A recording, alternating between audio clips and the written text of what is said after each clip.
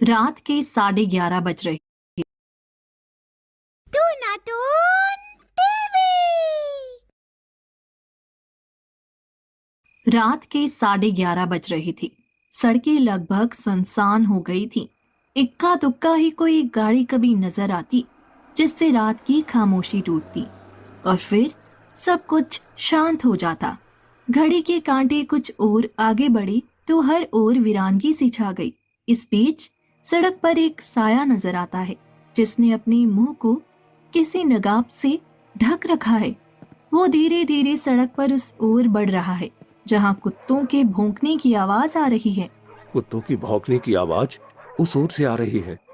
मुझे जल्दी से अपना काम निपटाकर निकलना होगा। अगर किसी ने देख लिया तो बड़ी गड़बड़ हो जाएगी। मन ही मन ये कहते हुए दिलीप आगे बढ़ गया।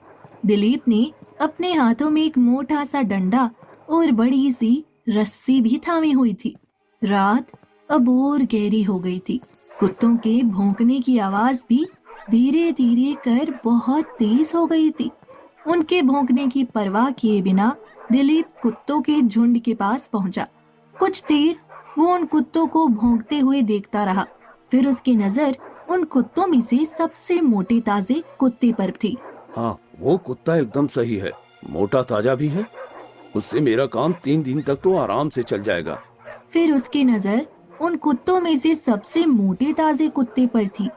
ये सोचते हुए दिलीप उस कुत्ते को पकड़ने के लिए दौड़ा, लेकिन शायद उस कुत्ते को इस बात का आभास हो गया था, इसलिए वो दूसरी ओर भागा।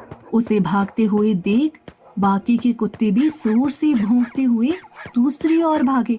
दिलीप ने जब ये देखा, अच्छा, मुझसे चालाकी।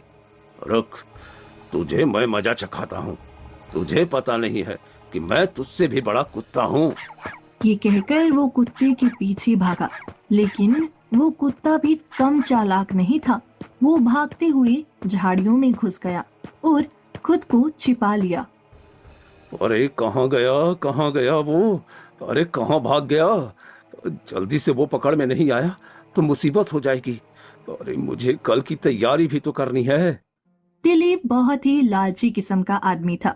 उसकी बिरयानी की दुकान थी जो बहुत चलती थी। शुरुआत में तो वो बिरयानी में चिकन या मटन डालता था, लेकिन धीरे धीरे उसके मन में लालच आने लगा। एक दिन उसने अपनी पत्नी सीमा से एक बात कही। सीमा, एक बात कहूँ? हाँ बोलिए ना, एक नहीं दो बोलिए। सुन, अपनी बिरयानी की दुकान सही चल रही है,